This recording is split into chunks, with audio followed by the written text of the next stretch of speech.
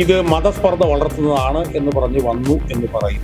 നിരീശ്വരവാദികളായിട്ടുള്ള CPM-കാരുടെ നേതൃത്വത്തിൽ ഇപ്പം നമ്മൾ ഈ ഇന്റർവ്യൂ ചെയ്യുന്ന സമയത്ത് പോലും തെരഞ്ഞെടുപ്പ് പ്രചരണം നടക്കുന്ന സമയത്തൊന്നും പ്രതിപക്ഷം അടപടലം അങ്ങോട്ടും ഇങ്ങോട്ടും തമ്മിലടിയാണ്. രഹന ഫാത്തിമ എന്ന് പറഞ്ഞൊരു സ്ത്രീയെ വേഷപ്രതിനിധിയാക്കി അവിടെ കയറ്റി ഏത് ദൈവത്തെയും അപകീർത്തിപ്പെടുത്താം. അത് മതസൗഹാർദ്ദം ഉയർത്തുകയല്ലേ ചെയ്തിട്ടുള്ളത്. പോറ്റിയെ കേറ്റി എന്ന് പറയുന്ന ഈ ഒരു തെരഞ്ഞെടുപ്പ് പാരഡി ഗാനമാണ് ഇപ്പോൾ വലിയ ചർച്ചയായിരിക്കുന്നത്. ഇപ്പൊ പറഞ്ഞതുപോലെ തന്നെ ഒടുവിൽ കേസെടുക്കുന്നില്ല എന്ന് സർക്കാർ തീരുമാനിച്ചിരിക്കുന്നത്. ഇത് കണ്ടപ്പോൾ എന്താണ് സാറിന് തോന്നിയത്? ഇത് കണ്ടപ്പോൾ തോന്നിയത് പിണറായി സർക്കാരിൻ്റെ ഈ ഒരു നശിച്ച ഭരണം കേരളത്തിൽ അവസാനിക്കാൻ പോകുന്നു എന്നതിൻ്റെ സൂചനകളിൽ ഏറ്റവും പ്രധാനപ്പെട്ടതാണ് ഈ വിഷയം. അതായത് നമുക്കറിയാം, നമ്മൾ 2-3 മാസക്കാലമായി കേരളത്തിൽ ഈ ശബരിമലയിൽ നടക്കുന്ന പെരുംകൊള്ളയെ കുറിച്ചിട്ട് ചർച്ച ചെയ്തുകൊണ്ടിരിക്കുകയാണ്. അപ്പോൾ അത് യഥാർത്ഥത്തിൽ ഈ ഡിസംബർ 9-നും 11-നും നടന്ന തദ്ദേശ സ്വയംഭരണ തെരഞ്ഞെടുപ്പിൽ ഏറ്റവും പ്രധാനപ്പെട്ട ഒരു പ്രചരണ വിഷയമായി മാറി.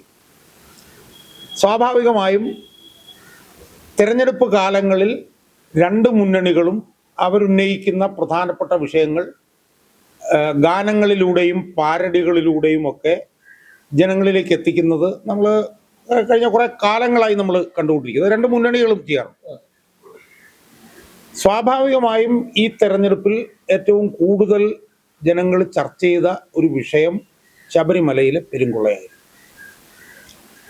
ശബരിമലയിലെ പെരുങ്കൊള്ള എന്ന് പറയുമ്പോൾ നമ്മൾ കാണേണ്ട ഒരു കാര്യം, കേരളത്തിലെ ഏറ്റവും പ്രധാനപ്പെട്ട ഒരു മതവിഭാഗമായിട്ടുള്ള ഹിന്ദുക്കളുടെ ഏറ്റവും പ്രധാനപ്പെട്ട ഒരു ആരാധനാലയത്തിൽ അവരവരുടെ വിശ്വാസവുമായി ബന്ധപ്പെട്ടുകൊണ്ട് അവർ സമർപ്പിക്കുന്ന കാണിക്ക, അത് നിരീശ്വരവാദികളായിട്ടുള്ള CPM-കാരുടെ നേതൃത്വത്തിൽ കൊള്ളയടിക്കപ്പെട്ടു എന്നുള്ളതാണ് ഈ തെരഞ്ഞെടുപ്പിലെ ഏറ്റവും പ്രധാനപ്പെട്ട ഒരു വിഷയമായി ജനങ്ങൾ ചർച്ച ചെയ്തത്. അതായത് 90-കളുടെ അവസാന കാലത്ത് ഈ മല്ലിയ എന്ന് പറയുന്ന ആളുടെ UB ഗ്രൂപ്പ് ഏതാണ്ട് ഒരു 30 കിലോയിലധികം വരുന്ന സ്വർണം ഉപയോഗിച്ചുകൊണ്ട് ശ്രീകോവിലും വാതിലും കട്ടളപ്പാളിയും ദ്വാരപാലക ശില്പങ്ങളും പീഠങ്ങളുമൊക്കെ പൊതിഞ്ഞ 24 കാരറ്റ് സ്വർണം CPM-ന്റെ നേതൃത്വത്തിലുള്ള തിരുവിതാംകൂർ ദേവസ്വം ബോർഡിന്റെ ഭരണാധികാരികൾ കൂടി ഗൂഢാലോചന നടത്തിക്കൊണ്ട് അത് കൊള്ള ചെയ്ത വിഷയമായിരുന്നു ഈ തെരഞ്ഞെടുപ്പിലെ ഏറ്റവും പ്രധാനപ്പെട്ട വിഷയം. അത് CPM-ന്റെ നേതൃത്വത്തിലുള്ള ഭരണാധികാരികളുടെ കൂടെ ഗൂഢാലോചനയുടെ ഭാഗമായിട്ടാണ് കൊള്ളയടിക്കപ്പെട്ടത് എന്നുള്ളതിന്റെ ഏറ്റവും വലിയ തെളിവ് എന്ന് പറയുന്നത്, CPM-ന്റെ നേതാക്കന്മാരായിട്ടുള്ള തിരുവിതാംകൂർ ദേവസ്വം ബോർഡിന്റെ 2 പ്രസിഡന്റുമാർ ഇപ്പൊ ഏതാണ്ട് ഒരു മാസക്കാലത്തിനടുത്ത് ജയിലിൽ കിടക്കുകയാണ് എന്നുള്ളതാണ് അതിന്റെ ഏറ്റവും പ്രധാനപ്പെട്ട തെളിവ്. ഇനി അവർ മാത്രമല്ല, ജയിലിൽ കിടക്കുന്ന മറ്റുള്ള മുരാരി ബാബു, സുധീഷ് കുമാർ എന്നൊക്കെ പറഞ്ഞ മറ്റുള്ളവർ, അവരെല്ലാവരും CPM-കാരാണ്. ഇപ്പം നമ്മൾ ഈ ഇന്റർവ്യൂ ചെയ്യുന്ന സമയത്ത് പോലും N വാസു എന്ന് പറയുന്ന തിരുവിതാംകൂർ ദേവസ്വം ബോർഡ് പ്രസിഡന്റിന് ജാമ്യമില്ല എന്ന് വന്നിരിക്കുകയാണ്. മുരാരി ബാബുവിന് ജാമ്യമില്ല എന്ന് വന്നിരിക്കുകയാണ്. ഈ ജയിലിൽ കിടക്കുന്നവരെല്ലാം ഒന്നിലധികം തവണ ജാമ്യത്തിന് വേണ്ടി അവർ ഹൈക്കോടതികളിലും സുപ്രീം കോടതികളിലൊക്കെ പോയെങ്കിലും ജയശ്രീ എന്ന് പറഞ്ഞ ദേവസ്വം ബോർഡിന്റെ ഒരു സെക്രട്ടറിക്ക് അവർക്ക് ഗുരുതരമായിട്ടുള്ള ആരോഗ്യ പ്രശ്നങ്ങൾ ഉള്ളത് കൊണ്ട് അവർക്ക് ജാമ്യം ലഭിച്ചതൊഴിച്ചാൽ ഇതുമായി ബന്ധപ്പെട്ട ഒരാൾക്കും ജാമ്യം കിട്ടിയിട്ടില്ല. അപ്പൊ സ്വാഭാവികമായും ഈ പെരുങ്കൊള്ളയുമായി ബന്ധപ്പെട്ട് ജയിലിൽ കിടക്കുന്നത്, ജാമ്യമില്ലാതെ ജയിലിൽ കിടക്കുന്നത് എല്ലാം CPM-കാരാണ്. സ്വാഭാവികമായും തെരഞ്ഞെടുപ്പ് വന്നപ്പോൾ ശബരിമലയിൽ നടന്ന പെരുങ്കൊള്ളയുമായി ബന്ധപ്പെട്ടുകൊണ്ട് ഏറ്റവും പ്രധാനപ്പെട്ട പങ്ക് വഹിച്ചത് CPM-ന്റെ നേതാക്കന്മാരാണ് എന്നുള്ള വിഷയം ഒരു പാട്ടിന്റെ രൂപത്തിൽ ജനങ്ങളുടെ ഇടയിൽ എത്തിക്കുന്ന ഒരു പാരഡി ഉണ്ടായി എന്നുള്ളത് സ്വാഭാവികമാണ്. കാരണം എല്ലാ തെരഞ്ഞെടുപ്പ് കാലത്തും ഗാനങ്ങളും പാരഡികളും ഒക്കെ വിഷയങ്ങൾ ജനങ്ങളുടെ ഇടയിൽ എത്തിക്കാൻ വേണ്ടിയിട്ട് ഉപയോഗിക്കാറുണ്ട്. സ്വാഭാവികമായും ഈ തെരഞ്ഞെടുപ്പ് കാലത്ത് ഏറ്റവും സുപ്രധാനമായിട്ടുള്ള ഒരു തെരഞ്ഞെടുപ്പ് വിഷയം ശബരിമലയിലെ പെരുങ്കൊള്ളയായിരുന്നു. അത് ഏറ്റവും ലളിതമായും ഏറ്റവും ശക്തമായും ഏറ്റവും ആഴത്തിലും ഏറ്റവും തീവ്രമായും ജനങ്ങളിൽ എത്തിക്കാൻ കഴിയുന്ന ഒരു രീതി എന്ന് പറഞ്ഞാൽ പെരുങ്കൊള്ളയുമായി ബന്ധപ്പെട്ടുകൊണ്ട് ഒരു പാരഡി ഉണ്ടാക്കുക എന്നുള്ളതാണ്. അത് UDF പിന്നെ ചെയ്തു എന്നുള്ളത് അത് തീർത്തും സ്വാഭാവികമാണ്. കാരണം അവർക്ക് തെരഞ്ഞെടുപ്പിൽ ഏറ്റവും കൂടുതൽ പിന്നെ മൈലേജ് ഉണ്ടാക്കാൻ കഴിയുന്ന ഒരു വിഷയം അവരുടെ പ്രചരണമായതും മെയിനായിട്ടും ശബരിമല വിഷയം തന്നെ ആയിരുന്നു. അത് ഏറ്റവും ശക്തമായി ജനങ്ങളുടെ ഇടയിൽ എത്തിക്കാൻ വേണ്ടിയിട്ട് അവരൊരു പാരഡി ഉണ്ടാക്കി എന്നുള്ളതേ ഉള്ളൂ. ആ പാരഡി തെരഞ്ഞെടുപ്പ് പ്രചരണം നടക്കുന്ന സമയത്തൊന്നും അത് ഒരു പിന്നെ മതവികാരം വ്രണപ്പെടുത്തുന്നതാണ് എന്നുള്ള നിലയിൽ LDF തോന്നിയില്ല. LDF ആ കാലത്തൊന്നും അതിനെതിരെ ഒരു പിന്നെ എതിർപ്പും അവർ ഉയർത്തിയില്ല. ഇത് മതസ്പർദ്ധ വളർത്തുന്നതാണെന്നും പറഞ്ഞിട്ട് അന്ന് അവർ തെരഞ്ഞെടുപ്പ് കമ്മീഷനെ അവർ സമീപിച്ചില്ല. ഇതെല്ലാം കഴിഞ്ഞ് ഊടുപാടും അടപടലം അപ്രതീക്ഷിതമായി തദ്ദേശ സ്വയംഭരണ തെരഞ്ഞെടുപ്പിൽ പരാജയം സംഭവിച്ചു കഴിഞ്ഞപ്പോൾ ഇത് മതസ്പർദ്ധ വളർത്തുന്നതാണ് എന്ന് പറഞ്ഞു വന്നു എന്ന് പറയുന്നത് അവരുടെ കയ്യിൽ നിന്ന് ഇതെല്ലാം പോയി. കാരണം അവരെന്താ വിചാരിച്ചുകൊണ്ടിരുന്നത്? അവർ വിചാരിച്ചുകൊണ്ടിരുന്നത് കഴിഞ്ഞ 10 വർഷമായിട്ട് അവർ അധികാരത്തിലാണ്. ഇവിടെ പിന്നെ പ്രതിപക്ഷം അടപടലം അങ്ങോട്ടും ഇങ്ങോട്ടും തമ്മിലടിയാണ് ഇല്ലേ? അപ്പം അതിൻ്റെയൊക്കെ പശ്ചാത്തലത്തിൽ തങ്ങൾ അടുത്ത തവണയും ഇപ്പം കഴിഞ്ഞ തവണ 99 സീറ്റിനാണ് തങ്ങൾ അധികാരത്തിൽ വന്നത്. എന്നാൽ ഈ പിന്നെ പ്രതിപക്ഷത്തിൻ്റെ ഈ അടപടലുള്ള അടിയൊക്കെ ഉള്ളത് കൊണ്ട് ഒരു 71 സീറ്റെങ്കിലും കിട്ടി തങ്ങൾ അടുത്ത തവണയും അധികാരത്തിൽ വരും എന്ന് പറഞ്ഞ് ആർമാദിച്ച് ആർത്ത് ഉല്ലസിക്കുകയായിരുന്നു ഇവർ. അതിന് വേണ്ടിയിട്ട് അവർ ഈഴവരുടെ വോട്ട് പിടിക്കാൻ നോക്കി. അവർ വെള്ളാപ്പള്ളിയെ പിടിച്ചു. അവർ നായന്മാരുടെ വോട്ട് പിടിക്കാൻ വേണ്ടിയിട്ട് സുകുമാരൻ നായരെ പിടിച്ചു. അവർ പിന്നോക്കക്കാരുടെ വോട്ട് പിടിക്കാൻ വേണ്ടിയിട്ട് അവർ പുന്നല ശ്രീകുമാറിനെ പിടിച്ചു. മനസ്സിലായോ? ഇതെല്ലാം ചെയ്തു. ഒക്ടോബർ 29 ഒരു 10-15,000 കോടി രൂപയുടെ ആനുകൂല്യങ്ങളും വിവിധ മേഖലയ്ക്ക് പ്രഖ്യാപിച്ചു. സ്വാഭാവികമായും അങ്ങനെ പ്രഖ്യാപിച്ചിരിക്കുന്ന സാഹചര്യത്തിൽ അടുത്ത തവണ ഒരു 71 സീറ്റിലെങ്കിലും അവർ അധികാരത്തിൽ വരും എന്ന് ചിന്തിച്ചതിനകത്ത് വലിയ തെറ്റില്ലല്ലോ. പിന്നെ തദ്ദേശ സ്വയംഭരണ സ്ഥാപന തെരഞ്ഞെടുപ്പിനെ സംബന്ധിച്ച് നോക്കിക്കഴിഞ്ഞാൽ കഴിഞ്ഞ ഒരു പിന്നെ 10-20 വർഷത്തെ ചരിത്രം എടുത്ത് നോക്കിക്കഴിഞ്ഞാൽ ഒരു തവണ മാത്രമേ UDF തദ്ദേശ സ്വയംഭരണ സ്ഥാപന തെരഞ്ഞെടുപ്പിൽ ജയിച്ചിട്ടുള്ളൂ ആയിരുന്നു. അപ്പൊ ഇതിന്റെയൊക്കെ അടിസ്ഥാനത്തിൽ അവര് എന്തായാലും അടുത്ത തവണ ചെറിയൊരു ഭൂരിപക്ഷത്തിനെങ്കിലും വരും എന്നവർ സ്വപ്നം കണ്ടു. അതിൽ വലിയ തെറ്റൊന്നും ഉണ്ടായിരുന്നില്ല എന്ന് എനിക്ക് തോന്നുന്നു. കാരണം കോൺഗ്രസിനകത്ത് തമ്മിലടിയായിരുന്നു. ഈ സതീശൻ എന്നൊക്കെ പറഞ്ഞ ഈ പോട്ട അയാളുടെ നേതൃത്വത്തിൽ അയാൾ എന്തെങ്കിലും സമരം ചെയ്തിട്ടുണ്ടോ കഴിഞ്ഞ 5 വർഷക്കാലം? എന്തെങ്കിലും നിയമ പോരാട്ടങ്ങൾ നടത്തിയിട്ടുണ്ടോ? ഈ നിയമസഭയ്ക്കകത്ത് കിടന്ന് ഈ ഗ്വാ വിളിക്കുന്നതല്ലാതെ. അപ്പോൾ സ്വാഭാവികമായി ഈ തമ്മിലടിയൊക്കെ ഉള്ളതുകൊണ്ട് വരും എന്ന് ഓർമ്മിക്കുന്നു. പക്ഷെ അപ്രതീക്ഷിതമായി സമഗ്രമായിട്ടുള്ള ഒരു പരാജയത്തിലേക്ക് അവർ ചെന്നെത്തി. അത് അംഗീകരിക്കാൻ ഈ പൊട്ടന്മാർ CPM-കാർ തയ്യാറായിട്ടില്ല എന്നുള്ളത് സ്വയം കൃതാനർത്ഥം എന്ന് മാത്രം നമ്മൾ വിചാരിക്കുക. മനസ്സിലായില്ലേ? അവരിപ്പോൾ അവരുടെ പിന്നെ സംസ്ഥാന സെക്രട്ടറി പറയുന്നത് ഞങ്ങൾ 64 സീറ്റിലെങ്കിലും 64 സീറ്റിലെങ്കിലും എന്ന് പറയുന്നതിന് പകരം 71 സീറ്റിൽ ഞങ്ങൾ ഉറപ്പായിട്ട് ജയിക്കുമെന്നാണ് അവർ പറഞ്ഞുകൊണ്ടിരുന്നത്. മനസ്സിലായോ?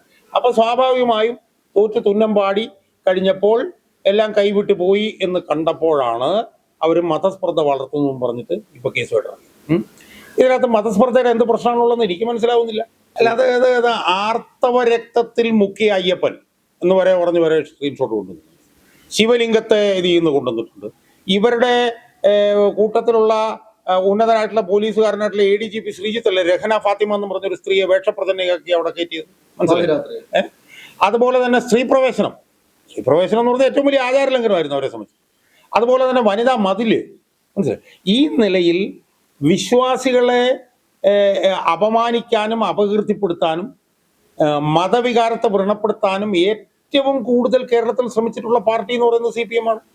ശ്രീനാരായണ ഗുരുവിനെ കുരിശി തറച്ചത് മുതൽ 80കളിൽ ക്രിസ്തുവിന്റെ 6ാം തിരുമുറിവ് എന്ന് പറഞ്ഞ് യേശു ക്രിസ്തുവിനെ അപകീർത്തിപ്പെടുത്തുന്ന ഒരു പിന്നെ നാടകം വരെ പിന്നെ കളിച്ചിട്ടുള്ളവരാണ് ഇവർ. മനസ്സിലായി? അപ്പൊ അതുകൊണ്ട് ഇവരെ സംബന്ധിച്ചിടത്തോളം ഇവർക്ക് എന്തും ചെയ്യാം, ഇവർക്ക് ഏത് ദൈവത്തെയും അപകീർത്തിപ്പെടുത്താം, ഇവർക്ക് ഏത് മതങ്ങളെയും നിന്ദിക്കാം എന്ന് എത്ര തവണ ഇവർ തെളിയിച്ചിട്ടുള്ളതാണ്. മനസ്സിലായി? ആ തെളിയിച്ചിട്ടുള്ളവർ ഇപ്പോ മതസ്പർദ്ധ എന്ന് പറഞ്ഞ് വരുമ്പോഴത്തേക്ക് പഴയ പോലൊരു കാലമല്ല. കാരണം പണ്ടൊക്കെ എന്ന് പറഞ്ഞാൽ അച്ചടി മാധ്യമങ്ങളോ അല്ലെ ദൃശ്യമാധ്യമങ്ങളോ മാത്രമേ ഉള്ളൂ. ഇന്നിപ്പോ സാമൂഹ്യ മാധ്യമങ്ങളിലൂടെ ആളുകൾക്ക് വസ്തുതകൾ എന്താണ്, സത്യം എന്താണെന്നുള്ളത് അപ്പോൾ അവർക്ക് മനസ്സിലാക്കാനും തീരുമാനത്തിലെത്താനും പോയി. ഇത് യഥാർത്ഥത്തിൽ മതസ്പർദ്ധ വളർത്തലാണോ? ഇത് ശരിക്കും മതസൗഹാർദ്ദമല്ലേ ഇതിനകത്തൂടെ പുറത്തു വന്നതെന്ന് ഞാൻ പറയുന്നത്. കാരണം ഈ പാരഡി നിർമ്മിച്ചതാരാ? വേറൊരു ന്യൂനപക്ഷ സമുദായത്തിൽപ്പെട്ടവരാ. അവർ യഥാർത്ഥത്തിൽ അയ്യപ്പന്റെ സ്വർണം കൊള്ളയടിച്ചതിനെതിരെ അവരൊരു പാരഡി ഉണ്ടാക്കിയെന്ന് പറയുമ്പോൾ അത് മതസൗഹാർദ്ദം ഉയർത്തുകയല്ലേ ചെയ്തിട്ടുള്ളത്. അതായത് യഥാർത്ഥ ഭക്തരോടൊപ്പം ചേർന്ന് നിൽക്കുന്നു എന്ന് വേണമെങ്കിൽ പറയാം. കാരണം യഥാർത്ഥ ഭക്തരെ സംബന്ധിച്ചിടത്തോളം യഥാർത്ഥ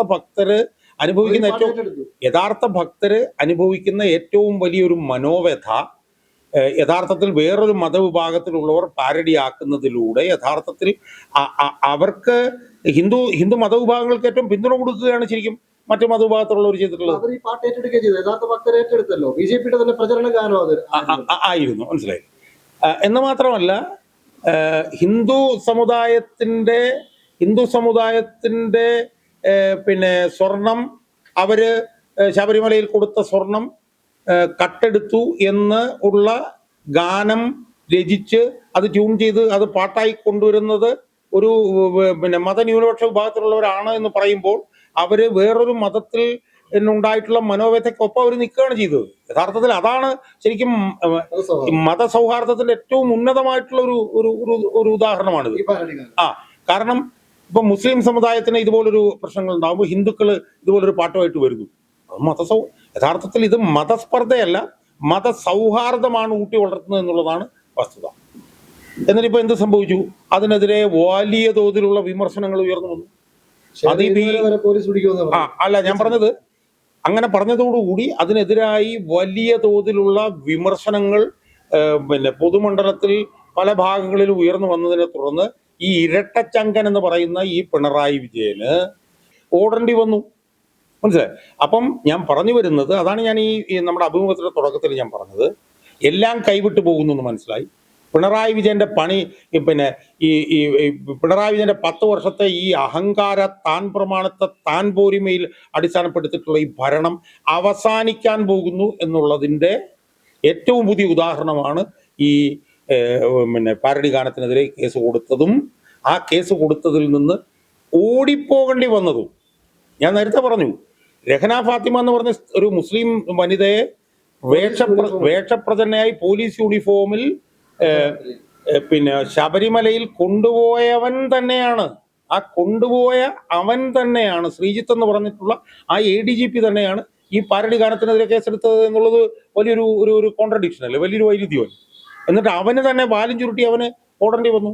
മനസ്സിലായി? അപ്പൊ ഇത് കാണിക്കുന്നത് ഇനി എല്ലാം തിരിച്ച് തലയിലോട്ട് ബൂമറാങ്ങി പോലെ അടിക്കാൻ പോവുകയാണ്. ഇനി പിണറായി വിജയൻ അടുത്ത 3 മാസം എന്ത് ചെയ്യുന്നു അതെല്ലാം ഇവർക്ക് തിരിച്ചടിക്കുകയും ഇവരുടെ ഈ അഹങ്കാരത്തിലും ആർമാദത്തിലും ഊന്നിയിട്ടുള്ള ഭരണം അവസാനിക്കാൻ പോകുന്നു എന്നുള്ളതിൻ്റെ ഒരു മരണമണി മുഴക്കമാണ് ഈ നടന്നിരിക്കുന്നതും ഇപ്പോൾ വാലും ചുരുട്ടി ഈ ഓടുന്നതും എന്നാണ് എനിക്ക് തോന്നുന്നത്.